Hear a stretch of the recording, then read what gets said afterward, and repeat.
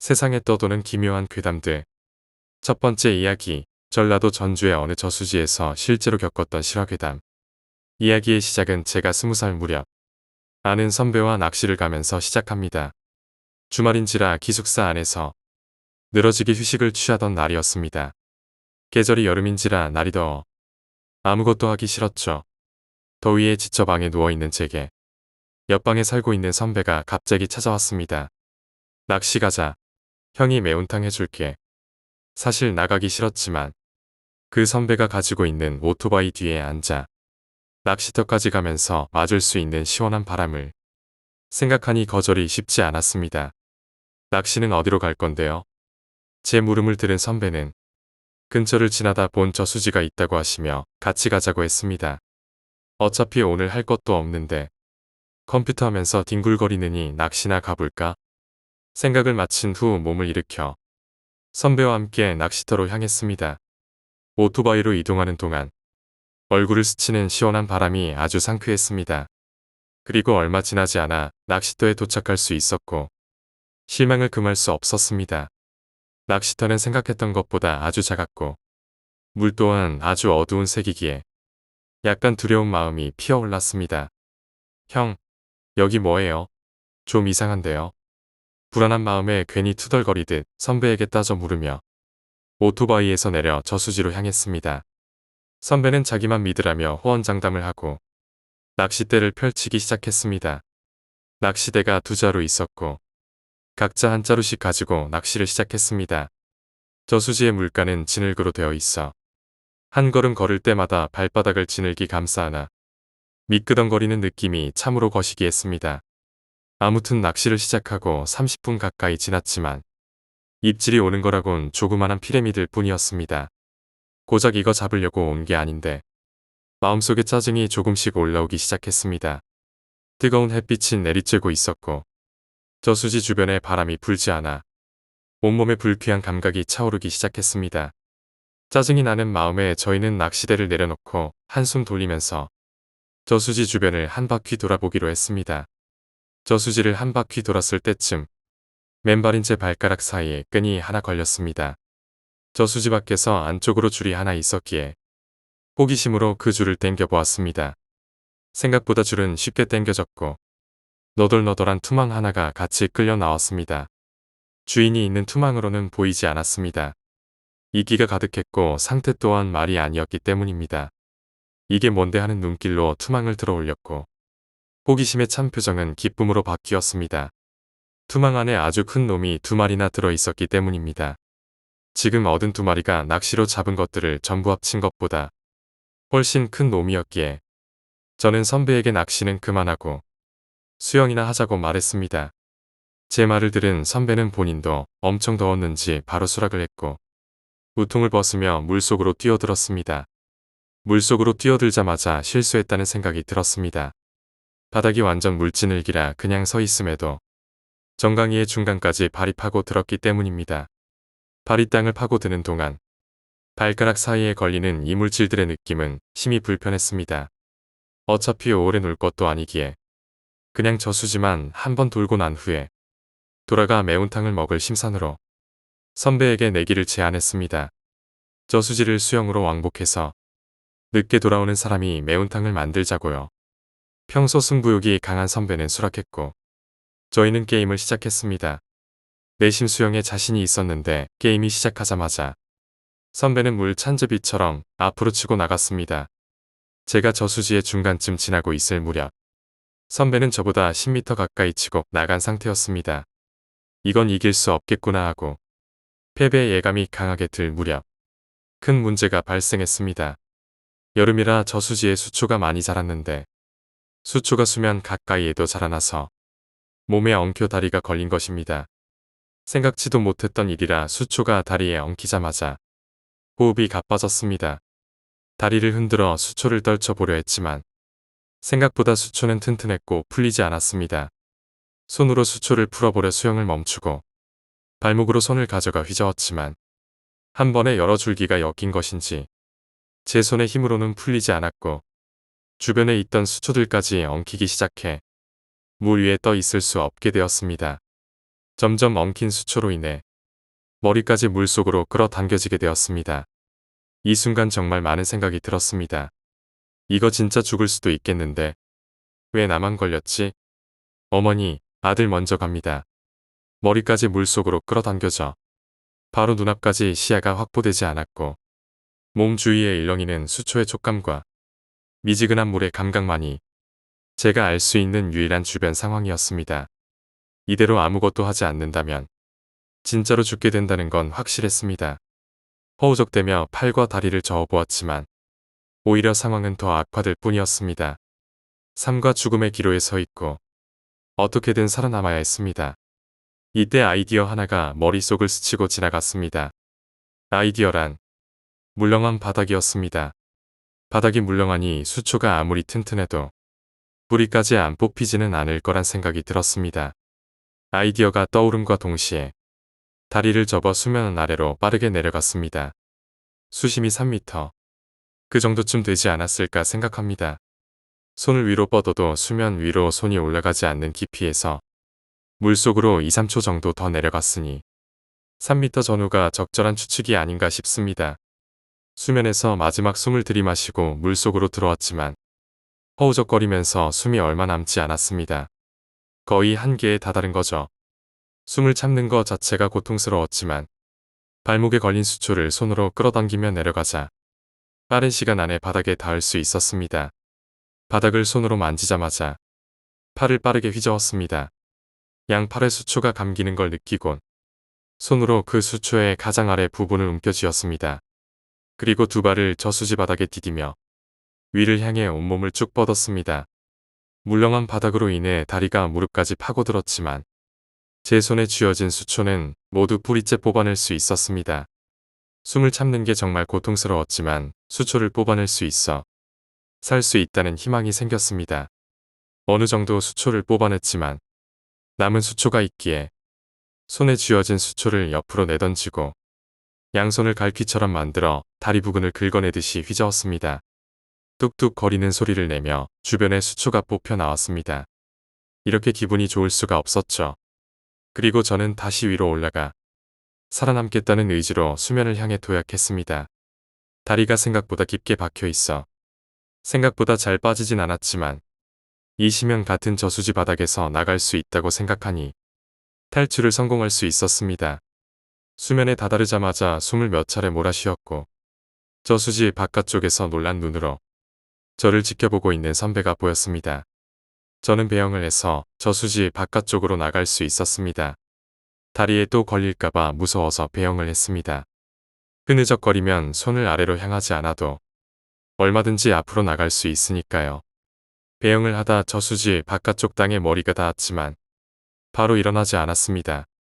방금 제게 일어난 일이 너무나 무서운 일이었기에 놀란 가슴을 진정시킬 시간을 가지고 싶었던 거죠. 이후 선배에게 자초지종을 설명했습니다. 선배는 저수지 끝에 도착해서 다시 돌아가려 했는데 제가 허우적거리고 있어 깜짝 놀랐다고 하더군요. 이 말을 듣고서 선배에게 후배가 물속에서 허우적거리다 없어졌는데 왜 구하러 안 왔냐고 화를 냈습니다. 그래서 매운탕을 제가 안 할 수 있었죠. 죽다 살아나 한숨 돌리고 있을 때쯤 저수지 옆에 있는 건물에서 아저씨 한 분이 나오시더니 수영하면 큰일 날 수 있으니까 수영을 하지 말라는 말씀을 해주셨습니다. 조금만 빨리 오셨으면 좋았겠지만 어쩔 수 없는 일이기도 했습니다. 이때 있었던 사건을 지금까지도 우려먹으며 영웅담처럼 이야기합니다. 이야기를 요약하자면 작고 어두운 저수지에서 낚시를 하다가 큰 물고기 2마리를 투망으로 건져 올렸다. 더위를 식히기 위해 선배와 수영하기로 하고 저수지에 들어갔으나 수초의 다리가 걸려 위험한 상황에 처했다. 결국 바닥에 수초를 뿌리째 뽑아내며 탈출에 성공했고 이 일을 계기로 생사의 경기에서 돌아온 영웅담처럼 친구들에게 이야기하곤 한다. 두 번째 이야기, 자전거의 귀신. 어느 더운 여름날이었습니다. 나는 조금 멀리에 있는 고등학교에 다니고 있었기 때문에 조금 멀지만 자전거로 40분 정도 걸려서 학교에 다니고 있었습니다. 수업은 평소처럼 밤 9시에 끝났습니다. 나는 검도부 활동을 하고 있었기 때문에 10시 반까지 운동을 했습니다. 그리고 하굣길에 친구가 조금 배고픈데 밥이라도 먹고 가지 않을래? 라고 물어서 같이 밥을 먹으러 갔습니다. 사실 그때쯤부터 슬슬 기분이 안 좋아지기 시작했습니다. 11시까지 밥을 먹고 나는 친구와 헤어져서 집으로 향하기 시작했습니다. 자전거를 타고 혼자 돌아오는 도중 갑자기 현기증 같은 것이 덮쳐왔습니다. 나는 근처에 있는 공원 벤치에 멍하니 10분 정도 앉아 있었습니다. 그러자 서서히 정신이 돌아오기 시작했습니다. 나는 다시 자전거에 올라타서 달리기 시작했습니다. 그런데 얼마 안 있어 다시 현기증이 느껴지기 시작했습니다. 하지만 길이 워낙 어두웠던지다. 더 늦으면 무서워질 것 같아. 나는 열심히 페달을 밟았습니다. 집까지 20분 정도 남은 곳에는 이발소가 있습니다. 물론 워낙 늦은 시간이라 사람은 아무도 없었습니다. 그 이발소를 지나칠 무렵 가게의 유리창에 내가 자전거를 타고 있는 모습이 비쳤습니다. 그러나 무언가 이상했습니다. 그리고 근처의 약국을 지나칠 무렵 나는 유리에 비친 내 모습을 보고 말았습니다. 자전거를 타고 있는 내 뒤에 짐바지 쪽에 어떤 할머니가 앉아서 내 허리에 손을 두르고 있던 것입니다. 하지만 아무리 봐도 내 허리에는 아무것도 없었습니다. 다시 유리창을 봤지만 여전히 할머니가 보였습니다. 나는 겁에 질려 떨면서 집으로 돌아왔습니다. 돌아와서 또 한 번 짐바지를 확인했지만 아무도 없었습니다. 집에 들어가니 어머니가 왜 이렇게 늦게 오는 거야? 벌써 3시잖아. 라고 꾸중을 들었습니다. 분명 나는 벤치에 10분 정도 앉아 있었을 텐데요. 나는 아무도 없는 어두운 공원에서 몇 시간씩이나 앉아 있던 것일까요? 그때 할머니 귀신이 달라붙었던 것인가 싶어 그날 밤은 잠도 제대로 못 잤던 기억이 납니다. 세 번째 이야기, 잡초 대신 사람의 머리를 뽑았다. 초등학교 수영 수업 시간대의 일이다. 그날 수업에서 빠진 나는 친구와 함께 수영장 뒤편에 잡초를 뽑고 있었다. 시시한 이야기를 하면서 빈둥빈둥 일을 하고 있는데 갑자기 친구가 나를 불렀다. 달려가 보니 친구가 가리키는 쪽에 잡초에 섞여 검은색 풀이 자라고 있었다. 아니, 검은색 풀이라기보다는 머리카락 같은 모습이었다. 무서움보다는 호기심이 앞섰던 나머지 우리는 그것을 뽑아 보기로 했다. 가위바위보에서 진 내가 머리카락을 움켜쥐고 단숨에 잡아당겼다. 의외로 그것은 간단히 빠져나왔다. 지면에 나와 있던 풀같이 보이던 머리카락에 끝은 묶여 있었고 그 밑에는 목이 있었다. 양파 정도의 크기로 쭈글쭈글해져서 바싹 말라있는 목이었다. 눈, 코, 입조차 확인할 수 없을 정도로 오그라들어 있었지만 틀림없는 사람의 목이었다. 당연히 우리들은 기겁했다. 소리를 고래고래 지르며 선생님을 불렀다. 하지만 달려온 것은 선생님이 아니라 가까이에서 같이 잡초를 뽑고 있던 여자아이였다. 그 아이는 목을 보고는 울면서 도망쳤다. 우리도 그 모습을 보니 덜컥 겁이 나서 울면서 도망치기 시작했다. 그리고 운동장에서 체육 수업을 하고 있던 다른 학년의 담임 선생님에게 그 일을 말했다. 선생님은 우리의 얘기가 끝나기도 전에 수영장 쪽으로 달리기 시작했다. 하지만 우리 4명이 현장에 도착했을 때 그 목은 호련히 어디론가 사라지고 없었다. 불과 5분 정도밖에 안 되는 시간이었다. 남아있는 것은 목을 뽑아낸 구멍과 잡아당겼을 때 빠진 머리카락뿐이었다. 선생님은 개구장이었던 나와 친구가 꾸며낸 것은 아니냐며 화를 냈지만 성적이 우수한 데다 반장이었던 여자아이가 증언을 해준 덕에 우리 이야기를 믿어주었다. 점심시간 내내 선생님들이 모두 나와서 주변을 찾았지만 목은 찾을 수 없었다. 결국 남겨진 머리카락만을 경찰에 가져가 신고했다고 한다. 이후 이 사건에 관해서는 전혀 진전된 것이 없었고 결국 미제 사건으로 남게 되었다고 한다. 그러나 나를 포함해 3명이 그 목을 본 것만은 확실하다. 지금도 도저히 이해할 수 없는 일이다. 게다가 정말 놀라운 일이 몇 년 후에 일어났다. 나는 6살 연상의 여자친구와 사귀게 되었다. 그녀는 나와 같은 초등학교를 졸업한 나의 선배였다. 어쩌다 어릴 적 이야기를 하던 도중 내가 목을 캐냈던 이야기를 하게 되었다. 그러자 여자친구는 아직도 그 소문이 돌고 있나? 라고 말하는 것이었다. 무슨 소리인지 물어봤더니 그녀가 초등학교에 다니고 있을 무렵 풀숲에 방금 자른 목이 묻혀 있다는 괴담이 돌았다는 것이었다. 내가 어안이 벙벙해져서 그 목 내가 정말로 뽑았는데? 라고 말하자 여자친구의 얼굴은 새파랗게 질려버렸다. 결국 그 목의 정체는 지금도 모르고 있을 뿐이다. 아직도 내 모교에는 목이 묻혀 있다는 괴담이 떠돌고 있을까? 네 번째 이야기, 증조부님의 경험담. 우리 아버지 집안의 선조는 퀴슈 깊은 산골의 영주였다. 이 이야기는 아버지가 증조부께 들었다며 내게 들려주신 이야기다. 증조할아버지의 양치는 시골의 명문가답게 상당히 엄격하신 분들이었다고 한다. 어린 시절 증조할아버지는 무언가 짓궂은 장난을 할 때면 심하게 꾸중을 들었다고 한다. 그리고 혼이 날 때면 어째서인지 묻어버릴 테다라는 위협이 따라왔다고 한다. 아직 어렸던 증조할아버지는 그 한마디가 무척 두려웠었다. 그리고 무슨 이유에서인지 증조할아버지는 산에 올라가는 것을 완전히 금지당했었다. 당시 증조할아버지가 살고 있던 저택은 산속에 세워져 있었다. 하지만 기슭을 따라 내려가는 것은 허락돼도 산을 타고 올라가는 것은 결코 허락받지 못했다고 한다.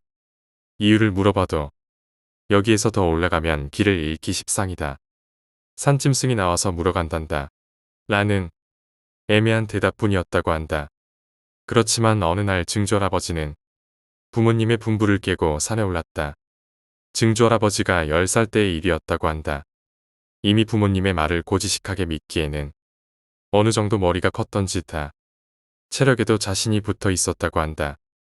집에서 산 아래 기슭까지의 길은 모두 탐험한 지 오래였던지 다 엄격했던 부모님은 증조할아버지가 도시에 나가 노는 것을 허락하지 않았다.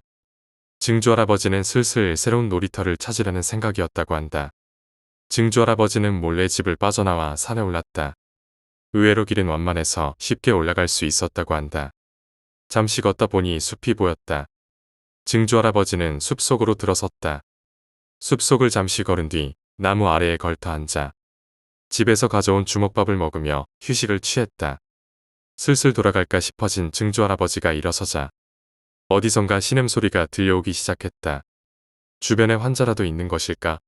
걱정이 된 증조할아버지는 신음소리를 내는 사람을 찾아 나섰다. 커졌다 작아졌다를 반복하는 신음소리를 필사적으로 더듬어 가다 증조할아버지는 이상한 곳에 도착했다. 그곳에는 나뭇잎이 산처럼 쌓여서 작은 산을 만들고 있었다. 그리고 신음소리는 그 나뭇잎 아래에서 들려오는 것이다. 이런 곳에 사람이 나무에서 떨어지기라도 한 것일까? 증조할아버지는 겁을 내면서 나뭇잎을 헤치기 시작했다. 그러자 안에서 사람의 목이 나타났다. 순간 깜짝 놀랐지만 자세히 보니 아무래도 그 사람은 목만 밖으로 내어놓고 땅 속에 묻혀 있는 것 같았다. 그 사람은 상당히 쇠약해져서 신음소리는 내고 있었지만 의식은 이미 잃은 듯했다. 증조할아버지는 필사적으로 말을 걸었지만 신음소리만 들려올 뿐 대답은 없었다. 당혹스러워진 증조할아버지가 도움을 청하기 위해 달리기 시작했는데 문득 앞에 몇 명의 사람이 있는 것이 보였다고 한다. 그 사람들은 증조할아버지를 가만히 바라보고 있었다. 증조할아버지는 도움을 청하기 위해 그들에게 달려가기 시작했지만 왠지 무언가 이상했다. 우선 가장 기묘한 것은 그들의 모습이었다. 남자, 여자 할 것 없이 모두 머리를 길게 기르고 있었고 잠옷 같은 것을 걸치고 있었다. 그리고 그들은 증조할아버지를 싫어하는 것 같은 모습이었다고 한다. 어째서인지 증조할아버지를 째려보면서 소곤소곤대고 있었다는 것이다. 안 좋은 예감이 든 증조할아버지는 순간 그들에게 등을 돌리고 집을 향해 도망쳤다. 뒤에서 알아들을 수 없는 화난 목소리가 들려왔다. 집까지 뛰어온 증조할아버지는 부모님께 혼이 날 것도 잊은 채 생매장되어 있는 사람과 숲속의 기묘한 이들에 관한 이야기를 늘어놓았다. 집안 사람들은 증조할아버지의 이야기를 가만히 듣고 이런 말을 해주었다고 한다. 그것은 산의 주민들이란다. 거기 묻혀있던 사람은 무언가 나쁜 짓을 한 사람이지. 우리가 그 사람들에게 간섭하면 안 돼. 그 이후로 증조할아버지는 2번 다시 산에 오르지 않았다고 한다. 이 이야기를 확인해 보고 싶지만 나는 지금 도쿄에 살고 있다. 지금도 산의 주민들은 남아있을까? 5번째 이야기, 귀신 나오는 집. 제 나이는 올해 들어 40살입니다. 지금은 초등학교지만 국민학교라 불리던 당시 3학년 때였죠. 그 당시 밤하늘을 바라보면 은하수라 불릴 만한 별의 강이 펼쳐진 밤하늘이었어요. 당시 3학년이던 저는 동네 불알 친구 2명과 같이 여름방학 숙제를 하고 있었죠. 친구의 집은 지금 생각해도 좀 음침한 일본식 집이고 꽤 큰 집이었어요. 후에 그 집이 일본 관리가 살던 집인 걸 알았지만요. 친구들과 열심히 숙제를 하다 마루에서 더운 여름 날씨와 점심 먹은 직후라 식곤증에 잠이 들었죠. 그때부터였어요. 꿈에 일본 귀신이 나온 겁니다. 얼굴은 기억이 안 나고 새하얀 얼굴에 파란 체크무늬 기모노였죠. 문제는 발이 안 보여 꿈속이라도 귀신인 걸 쉽게 알겠더군요. 이 귀신이 손에는 30cm의 대침을 들고 친구와 저희를 쫓아다니더군요. 그 일본식 집은 낮에도 어두운 곳이 많아서 친구 집이라도 안 돌아다녔는데 꿈속에선 어마어마한 미로더군요. 귀신한테 쫓기다 잡히면 발에 대침을 찌르고 또 다시 도망다니길 수십 번. 꿈속에서도 몇 시간은 지난 것 같더라니. 실제 일어나니 3시간 정도 지나 있더군요. 문제는 3명 다 똑같은 귀신을 꿈에서 봤다는 거죠. 그리고 더 오싹한 건 친구 집이 한낮에도 뭔가 어둡고 음산해서 대문과 마루만 다녔는데 꿈에서 본 구조가 딱 들어맞더군요. 어두운 일본식 집의 복도를 지나면 대낮에도 불을 밝혀야 하는 작은 방이 나오고 일본식 장지문이 양쪽에 있는데 꿈에서 본 그대로 보게 되니 어린 마음에도 왠지 머리가 쭈뼛 서는 느낌에 후다닥 나왔죠. 그 후 그 집에 놀러간 일은 없었습니다.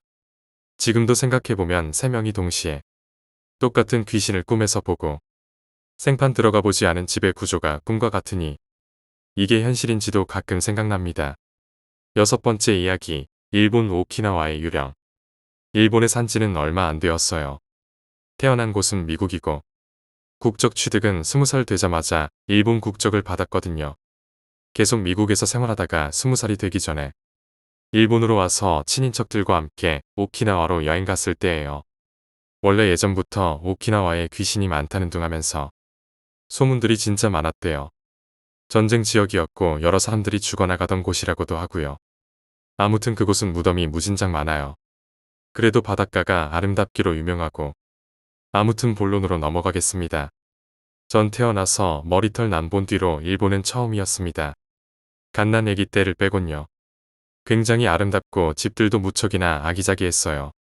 먼저 숙소는 고급 리조트로 정해서 갔습니다. 모두들 여행이 오랜만이고 모든 친인척들이 모여서 너무나 좋았어요. 사람 인원이 꽤 되는지라 방을 2개 얻어야 했어요. 어린 애들도 있어서 제가 어린 애들과 같이 방을 쓰고 어른들끼리 방을 쓰고 그랬어요. 바닷가 나가서도 신나게 놀고 엄청 즐거운 하루를 보냈어요. 저녁도 바베큐에 먹고 진짜 재미있었거든요. 그날따라 왠지 몰라도 몸이 너무 무겁다는 느낌을 받았어요. 좀 쉬어야겠다고 싶어서 먼저 방으로 올라간다고 했어요. 다들 알았다 그러고 저와 친척 동생과 같이 방으로 들어갔어요. 문을 열고 방에 딱 들어오는데 섬뜩한 느낌이 있잖아요. 그런 느낌을 받았어요. 친척 동생이랑 서로 이런저런 이야기를 하고 있는데 그때 친척 동생이 그러는 거예요. 언니 그거 알아? 여기 오키나와가 귀신이 제일 많기로. 일본에서 유명한 거. 하지만 별로 시덥지 않다고 생각했어요. 세상에 귀신 따위가 존재할 리가 없잖아. 이러면서 씻지도 않고 바로 누웠어요. 동생은 씻는다고 화장실에 갔고요. 저 혼자 침대에 누워서 자려고 눈 감고 가만히 있는데 화장실에 들어간 동생이 갑자기 뛰쳐나오면서 절 있는 힘껏 흔드는 거예요. 그래서 왜 그런 거야? 하고 물어봤더니 제가 옆으로 누워 있었거든요. 뒤로 휙 돌아보는데 동생 얼굴이 새하얗게 굳어서 언니, 화장실에 무언가가 있어. 이러는 거예요. 또 뭔가 하고 화장실에 들어가 보니 아무것도 없더라고요. 그래서 나한테 거짓말하는 거냐고. 피곤한데 왜 그러냐고 하니까 동생이 울면서 자기가 본 걸 이야기해 주더라고요. 씻으려고 화장실에 들어갔는데 머리를 양갈래로 묶은 어떤 여자 한 명이 욕실에 서서 자신을 향해 손을 내밀더랍니다. 동생이 그 여자를 보고 놀래서 소리도 못 지르고 뛰쳐나온 거라면서 무섭다고 소문이 사실인가 봐라고 그러면서 펑펑 울더라고요. 그래서 피곤해서 잠시 헛것을 본 거라고 달래주면서 화장실 쪽을 보는데 옛날 옷을 입은 여자가 저희를 향해 쳐다보고 있는 거예요. 정말 너무 놀래서 말도 안 나오고 심장이 멎는 것 같고 동생의 두 손을 꼭 잡고 방 밖으로 뛰쳐나가서 어른들 계시는 곳으로 갔어요. 웬만하면 안 우는데 그때 그 여자의 모습이 너무나 잔인하고 추하다 못해서 공포스러웠어요. 머리는 양갈래로 따서 묶은 스타일이고요. 눈 한쪽은 무엇에 맞았는지 몰라도 뭉개져 있었어요. 그리고 손의 왼쪽 새끼손가락 쪽이 무언가 맞아서 날아간 것처럼 없었고요. 다리 한쪽도 없었어요. 입도 살이 거의 없는 상태였어요. 아직도 그때 오키나와에서 겪었던 일을 생각하면 소름이 돋아요. 제 생각이지만 전쟁터에서 죽은 사람 같은데 너무 무섭고 그 다음부터는 오키나와의 옷자도 꺼내기가 싫었어요. 지금도 그 귀신의 모습이 생생하게 떠올라요. 오키나와에 가실 일이 있으시다면 조심하세요. 저희 아버지가 오키나와에서 여행길에 도쿄로 오시다가 교통사고가 나셔서 몇 개월 동안 병원 신세를 지셨어요. 지금은 한국에 잠시 있는데 일본에 가면 가끔 귀신이 보여요. 전쟁도 많이 해서 죽은 영혼들도 많은 것 같더라고요. 7번째 이야기, 가족이 바뀌고 있다. 그날은 아침부터 더웠다. 자기 방에서 게임에 몰두하고 있던 소년의 귀에 어머니의 질책이 들려왔다. 게임만 하지 말고 정원 좀 정리하렴. 엄마랑 약속했잖니. 소년은 생일에 가지고 싶은 게임을 사는 대신 여름방학 때 매일 아침 정원에 잡초를 뽑기로 약속했던 것이다. TV 화면에서 시선을 돌려 창 밖을 보니 구름 한 점 없이 탁 트인 시원한 푸른 하늘이 보였다. 조금 짜증이 난 것 같은 표정의 소년이었지만 단념한 것 같다. 게임기의 전원을 끄고 대충 정리한 후 종종 걸음쳐서 아래층으로 내려간다. 손바닥만 하다는 말이 어울릴 만큼 작은 정원이었지만 그래도 초등학생인 소년에게 정원 정리는 중노동이었다. 익숙하지 않은 자세에다 한여름에 타는 듯한 더위가 내려쪼였다. 10분도 되지 않아 소년은 온몸이 땀투성이가 된다. 사방 1미터도 정리하지 않았지만 소년은 앓는 소리를 내며 비틀비틀 정원 한 구석에 은행나무로 다가간다. 푸르게 잎이 우거진 이 정원에서 유일하게 그늘이 있는 곳이다. 나무 밑에 앉아서 소년은 숨을 돌린다. 바람은 그다지 불지 않지만 그래도 햇빛을 그대로 받는 것보다는 훨씬 낫다. 살 것 같다고 느끼는 와중에 소년은 자신이 앉아있는 곳이 조금 튀어나와 있다는 것을 알아차렸다. 불룩하게 마치 무엇인가 묻혀있는 것 같은 모양이다.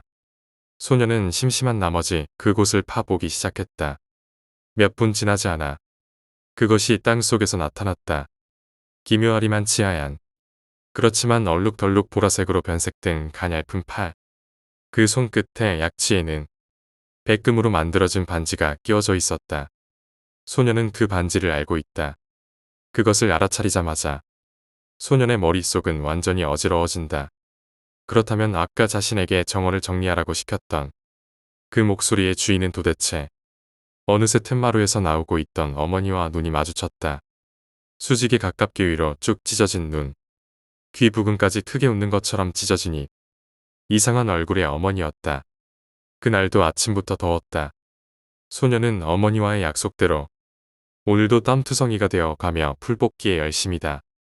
그 덕인지 정원은 이전보다 훨씬 산뜻해져서 훨씬 보기 좋게 변해 있다. 은행나무는 오늘도 나무 그늘을 만들고 소년이 바람을 쐬러 오는 것을 기다리고 있다. 그리고 그 밑동에는 수북하게 쌓인 흙더미가 둘 놓여 있다. 그렇게 그의 가족은 하나씩 교체되어 갔다. 8번째 이야기, 서울의 밤길에서 만난 귀신. 이야기의 시작은 제가 25살 무렵 서울에서 직장 생활을 시작한 시기입니다. 그때 저는 대기업의 마케팅 부서에 입사하여 바쁜 일상 속에서 스트레스를 많이 받던 중이었습니다. 어느 날 퇴근 시간이 다가오자 저는 지하철을 타고 집으로 돌아가려 했습니다. 그날은 특히 바쁜 날이어서 지하철은 사람들로 가득 차 있었습니다. 지하철에서 내리자마자 저는 늦은 밤에도 불구하고 붐비는 거리의 소음을 피해 집으로 향하기로 했습니다. 보통 저녁 시간대에는 거리가 활기차지만 그날은 뭔가 이상한 기운이 감돌았습니다. 하늘은 흐리고 길가에는 가로등 불빛이 희미하게 비추고 있었습니다. 길을 걷던 중 저는 오래된 골목을 지나게 되었습니다. 그 골목은 평소에 사람들이 잘 찾지 않는 곳이었고 주변에는 오래된 건물들이 늘어서 있었습니다.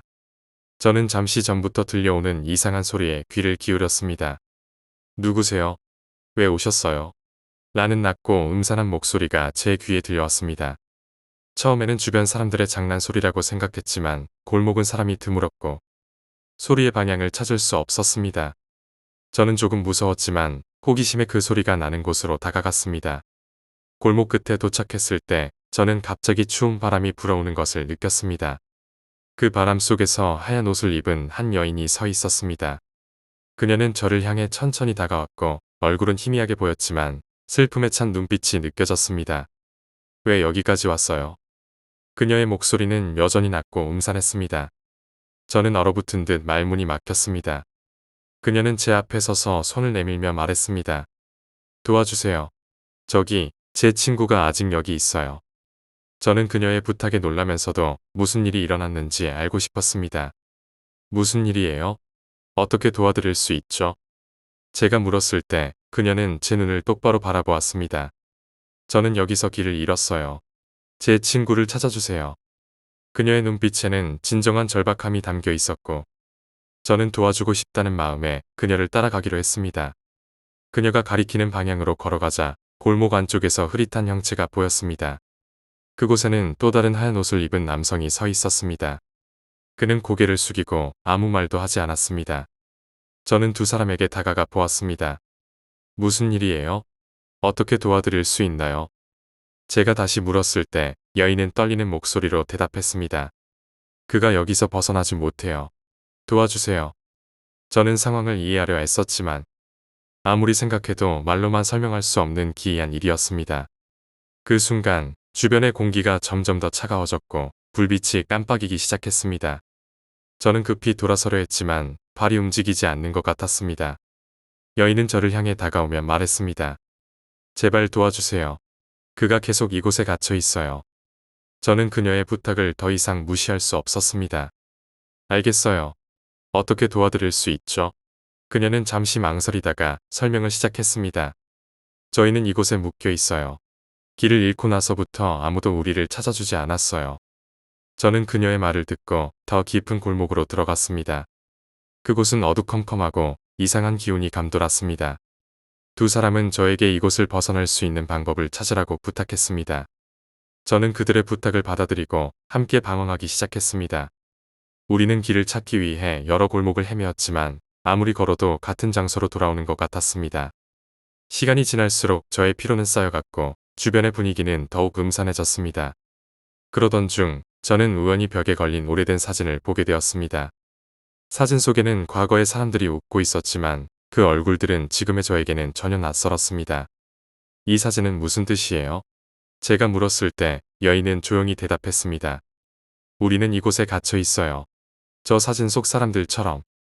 그녀의 말에 저는 더욱 당황스러워졌습니다. 어떻게 여기서 나올 수 있죠?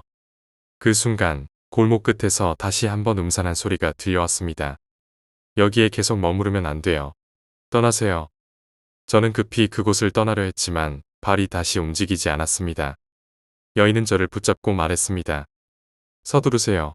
시간이 없어져 가요. 저는 필사적으로 발을 움직여서 그 골목을 벗어나려 했습니다. 하지만 길은 점점 더 어둡고 미로처럼 꼬여만 갔습니다. 그때 갑자기 빛이 번쩍이며 저는 정신을 잃었습니다. 다음 순간 저는 병원에서 눈을 떴습니다. 의사 선생님이 저를 바라보며 말했습니다. 다행히 큰 부상은 없지만 그날 밤 많이 다치셨네요. 저는 기억이 흐릿했지만 그날 밤의 경험이 생생하게 떠올랐습니다. 그날 밤 정말 이상한 경험을 했어요.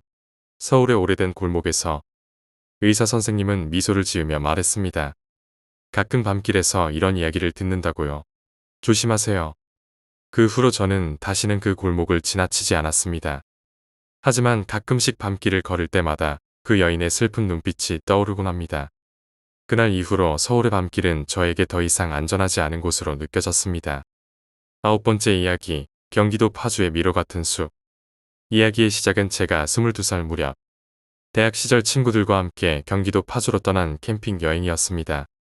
우리는 자연 속에서 힐링하고 싶어 주말을 이용해 파주의 한적한 숲으로 향했습니다. 그곳은 유명한 등산로가 있었지만 우리는 덜 알려진 길을 선택했습니다. 캠핑장에 도착한 우리는 텐트를 치고 저녁 식사를 준비했습니다. 밤이 깊어가면서 우리는 모닥불을 피우고 각자 이야기거리를 나누었습니다. 그러던 중 친구 중 한 명이 이상한 소리를 들었다고 말했습니다. 여기서 무언가 움직이는 것 같아. 처음에는 야생동물의 소리라고 생각했지만 소리는 점점 더 가까워졌습니다. 우리는 모두 긴장하며 소리가 나는 방향을 바라보았습니다. 그때 어두운 숲속에서 한 여인이 모습을 드러냈습니다. 그녀는 길을 잃은 것처럼 보였고 슬픈 표정으로 우리를 바라보았습니다. 도와주세요. 길을 잃었어요. 그녀의 목소리는 떨리고 눈물도 흐르고 있었습니다. 우리는 처음에는 경계심을 가졌지만 그녀의 절박한 표정에 마음이 놓였습니다. 어디로 가려고 하세요? 제가 물었습니다. 그녀는 조용히 말했습니다. 저는 이 숲속에서 길을 잃었어요. 가족을 찾고 있는데 아직도 못 찾았어요. 우리는 그녀를 도와주기로 결정하고 함께 길을 찾아보았습니다. 하지만 숲은 생각보다 더 복잡하고 미로처럼 꼬여 있었습니다. 길을 잃은 것 같은 기분에 우리는 서로를 의지하며 계속해서 걸었습니다. 시간이 지날수록 어둠은 더욱 깊어졌고 숲의 분위기는 점점 더 음산해졌습니다. 어느 순간 우리는 이상한 그림자를 보았습니다. 그림자는 빠르게 움직이며 숲속 깊은 곳으로 사라졌습니다. 저기요, 거기 보이세요? 우리는 다시 그곳으로 다가가 보았지만 아무것도 없었습니다. 그녀는 여전히 길을 찾으려고 애쓰고 있었습니다. 저는 돌아갈 수 없어요. 어떻게든 집으로 가고 싶어요. 그녀의 말에 우리는 더욱 긴장했습니다. 하지만 도와주고 싶은 마음에 우리는 계속해서 길을 찾아 나섰습니다. 그러던 중 우리는 작은 오솔길을 발견했습니다. 그 길은 비교적 쉽게 올라갈 수 있는 길이었고 저녁 산책에 적합해 보였습니다. 우리는 그녀를 따라 그 길을 걷기 시작했습니다. 하지만 길을 따라가다 보니 점점 더 길이 좁아지고 시야가 막혔습니다. 여기서부터는 어렵겠어요. 이 길은 별로 알려지지 않았거든요. 제가 말했을 때 그녀는 고개를 숙이고 조용히 말했습니다. 그래도 저를 도와주세요. 정말로 가족을 찾고 싶어요. 우리는 그녀의 부탁을 무시할 수 없었습니다. 알겠어요. 더 찾아보죠. 우리는 함께 길을 따라 계속 걸었습니다. 그러나 시간이 지나도 가족을 찾을 수 없었고 숲은 점점 더 어둡고 음산해졌습니다. 그때 우리는 다시 한번 이상한 소리를 들었습니다. 누구세요? 왜 여기 오셨어요? 우리는 그 소리가 어디서 나는지 찾기 위해 다시 그곳으로 다가갔습니다. 그러자 다시 한번 그 여인이 나타났습니다. 저를 도와주세요. 더 이상 혼자일 수 없어요. 그녀의 말에 우리는 다시 한번 그녀를 도와주려 했지만 숲은 더 이상 우리의 편이 아니었습니다. 길이 꼬여버린 숲속에서 우리는 점점 더 길을 잃어갔습니다. 그 순간 우리는 깨달았습니다. 이 숲은 단순한 자연이 아니었습니다. 무언가 더 깊고 어두운 힘이 숲을 지배하고 있다는 것을. 우리는 결국 그 숲에서 빠져나오는 데 성공했지만 그날의 경험은 우리 모두에게 깊은 상처를 남겼습니다. 그 후로 우리는 다시는 그 숲을 찾지 않았고 그날 밤의 기억은 오래도록 잊혀지지 않았습니다. 10번째 이야기, 지리산 근처의 미스터리한 계곡. 이야기의 시작은 제가 28살 무렵 지리산 근처에서 등산을 즐기던 시기였습니다. 그때 저는 친구들과 함께 지리산의 깊은 곳에 위치한 한 미스터리한 계곡을 탐험하기로 했습니다. 그 계곡은 오래전부터 주민들 사이에서 기이한 소문이 돌고 있었지만 우리는 호기심을 이기지 못하고 찾아가기로 했습니다. 우리는 이른 아침에 출발하여 지리산의 울창한 숲을 통과해 계곡으로 향했습니다. 길은 험난했고 산길을 따라 올라가다 보니 점점 더 깊은 숲속으로 들어갔습니다. 하루 종일 걸은 후 우리는 드디어 그 계곡에 도착했습니다. 계곡은 아름답지만 주변에는 이상하게도 사람이 드물었습니다. 여기 정말 한적하네. 조용해서 좋다. 친구 중 한 명이 말했습니다. 우리는 계곡을 따라 걸으며 자연의 소리를 즐기기 시작했습니다. 하지만 시간이 지날수록 분위기는 점점 더 음산해졌습니다. 그때 우리는 갑자기 이상한 소리를 들었습니다. 누구세요? 왜 오셨어요? 낮고 음산한 목소리가 저희 귀에 들려왔습니다. 처음에는 야생동물의 소리라고 생각했지만 소리는 점점 더 가까워졌습니다. 우리는 긴장하며 소리가 나는 방향을 향해 걸어갔습니다. 그곳에는 오래된 나무 아래에 한 여인이 서 있었습니다. 그녀는 슬픈 표정으로 저희를 바라보며 말했습니다. 도와주세요. 저는 이곳에 묶여 있어요. 저는 그녀의 부탁에 놀라면서도 무슨 일이 일어났는지 알고 싶었습니다. 무슨 일이에요? 어떻게 도와드릴 수 있죠? 그녀는 조용히 대답했습니다. 저는 이곳에서 길을 잃었어요. 제 가족을 찾고 있는데 아직도 못 찾았어요. 우리는 그녀를 도와주기로 결심하고 함께 길을 찾아보았습니다. 하지만 계곡은 생각보다 더 복잡하고 미로처럼 꼬여 있었습니다. 시간이 지날수록 저의 피로는 쌓여갔고 주변의 분위기는 더욱 음산해졌습니다. 어느 순간 우리는 이상한 그림자를 보았습니다. 그림자는 빠르게 움직이며 숲속 깊은 곳으로 사라졌습니다. 저기요, 거기 보이세요? 우리는 다시 그곳으로 다가가 보았지만 아무것도 없었습니다. 그녀는 여전히 길을 찾으려고 애쓰고 있었습니다. 저는 돌아갈 수 없어요. 어떻게든 집으로 가고 싶어요. 그녀의 말에 우리는 더욱 긴장했습니다. 하지만 도와주고 싶은 마음에 우리는 계속해서 길을 찾아 나섰습니다. 그러던 중 우리는 작은 오솔길을 발견했습니다. 그 길은 비교적 쉽게 올라갈 수 있는 길이었고 저녁 산책에 적합해 보였습니다. 우리는 그녀를 따라 그 길을 걷기 시작했습니다. 하지만 길을 따라가다 보니 점점 더 길이 좁아지고 시야가 막혔습니다. 여기서부터는 어렵겠어요. 이 길은 별로 알려지지 않았거든요. 제가 말했을 때 그녀는 고개를 숙이고 조용히 말했습니다. 그래도 저를 도와주세요. 정말로 가족을 찾고 싶어요. 우리는 그녀의 부탁을 무시할 수 없었습니다. 알겠어요. 더 찾아보죠. 우리는 함께 길을 따라 계속 걸었습니다. 그러나 시간이 지나도 가족을 찾을 수 없었고 계곡은 점점 더 어둡고 음산해졌습니다. 그때 갑자기 빛이 번쩍이며 우리는 정신을 잃었습니다. 다음 순간 우리는 병원에서 눈을 떴습니다. 의사 선생님이 저희를 바라보며 말했습니다. 다행히 큰 부상은 없지만 그날 밤 많이 다치셨네요. 저는 기억이 흐릿했지만 그날 밤의 경험이 생생하게 떠올랐습니다. 그날 밤 정말 이상한 경험을 했어요. 지리산 근처의 계곡에서 의사 선생님은 미소를 지으며 말했습니다. 가끔 밤길에서 이런 이야기를 듣는다고요. 조심하세요. 그 후로 우리는 다시는 그 계곡을 찾지 않았습니다. 하지만 가끔씩 밤길을 걸을 때마다 그 여인의 슬픈 눈빛이 떠오르곤 합니다. 그날 이후로 지리산 근처의 계곡은 저희에게 더 이상 안전하지 않은 곳으로 느껴졌습니다. 11번째 이야기, 한밤중의 귀신. 이야기의 시작은 제가 30살 무렵 혼자 산책을 즐기던 중이었습니다. 그날은 평소보다 늦게까지 일한 후였고 스트레스를 해소하기 위해 한밤중에 산책을 나섰습니다. 서울의 조용한 거리에서 걷던 중 저는 어느 한 골목길로 들어서게 되었습니다. 그 골목은 평소에 사람이 잘 찾지 않는 곳이었고 가로등도 몇 개밖에 없었습니다. 저는 그곳을 지나치려 했지만 뭔가 이상한 기운에 이끌려 발걸음을 멈추게 되었습니다. 그 순간 갑자기 차가운 바람이 불어왔고 주변의 공기가 급격히 차가워졌습니다. 누구세요? 낮고 음산한 목소리가 제 귀에 들려왔습니다. 저는 순간 얼어붙은 듯 말문이 막혔습니다. 그 목소리는 점점 더 가까워지며 제 곁으로 다가왔습니다. 여기에 왜 왔어요? 목소리는 계속되었습니다. 저는 몸을 떨며 대답했습니다. 그냥 산책을 하고 있었어요. 그 순간 가로등 불빛에 비친 제 뒤에 하얀 옷을 입은 한 여인이 서 있는 것이 보였습니다. 그녀의 얼굴은 희미하게 보였지만 슬픔에 찬 눈빛이 느껴졌습니다. 도와주세요. 저는 여기서 길을 잃었어요. 저는 그녀의 부탁에 놀라면서도 무슨 일이 일어났는지 알고 싶었습니다. 어디로 가려고 하세요?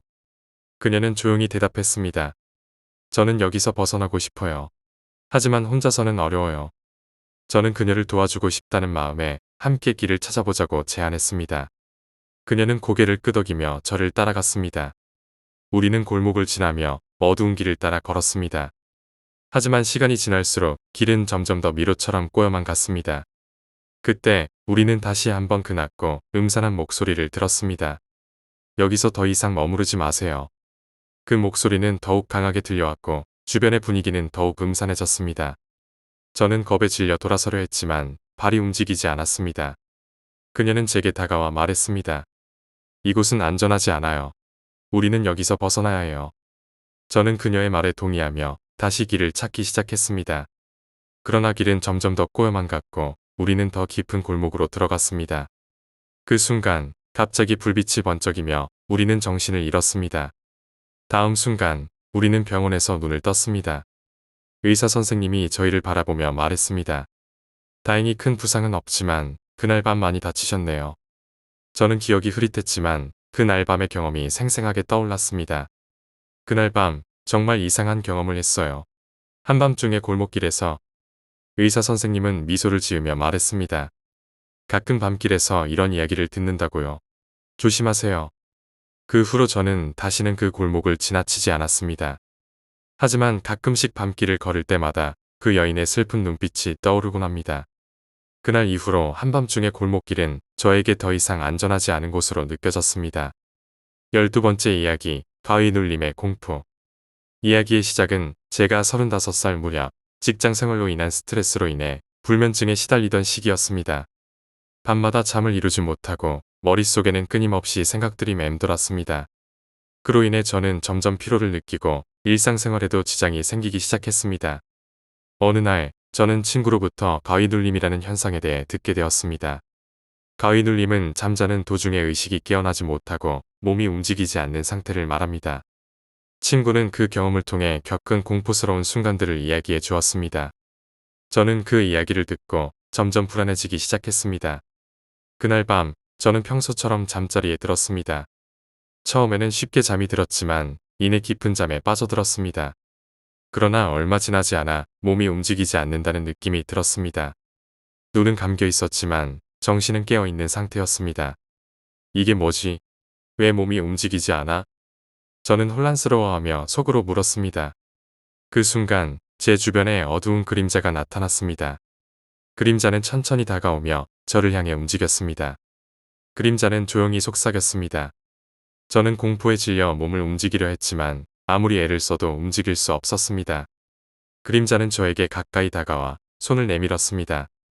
잠에서 깨지 못하게 할 거예요. 그 목소리는 낮고 음산했습니다. 저는 두려움에 떨며 어떻게든 이 상태에서 벗어나고 싶었습니다. 그림자는 점점 더 가까이 다가오며 제 귀에 말했습니다. 여기서 나가지 못할 거예요. 영원히 잠들어 있을 거예요. 그 목소리에 저는 절망감을 느꼈습니다. 그러나 동시에 마음속 깊은 곳에서는 이 상태를 극복하고 싶다는 의지가 솟구쳤습니다. 이대로 있으면 안 돼요. 어떻게든 깨어나야 해요. 저는 간절히 외쳤습니다. 그 순간 갑자기 머릿속에 한 가지 생각이 떠올랐습니다. 마음의 힘으로 이 상태를 이겨내자. 저는 마음을 집중하며 이 상태에서 벗어나기 위한 방법을 찾기 시작했습니다. 그림자는 여전히 저에게 다가오고 있었지만 저는 포기하지 않고 싸우기 시작했습니다. 잠시 후 저는 점차적으로 몸을 움직일 수 있게 되었습니다. 그림자는 놀란 듯 갑자기 사라졌습니다. 눈을 뜨자 저는 숨을 헐떡이며 침대에 누워 있었습니다. 그날 밤 이후로 저는 가위눌림을 경험하지 않았습니다. 하지만 그 경험은 저에게 깊은 인상을 남겼습니다. 불면증과 스트레스로 인해 저의 정신은 깊은 공포에 잠식되었지만 결국에는 이겨낼 수 있었습니다.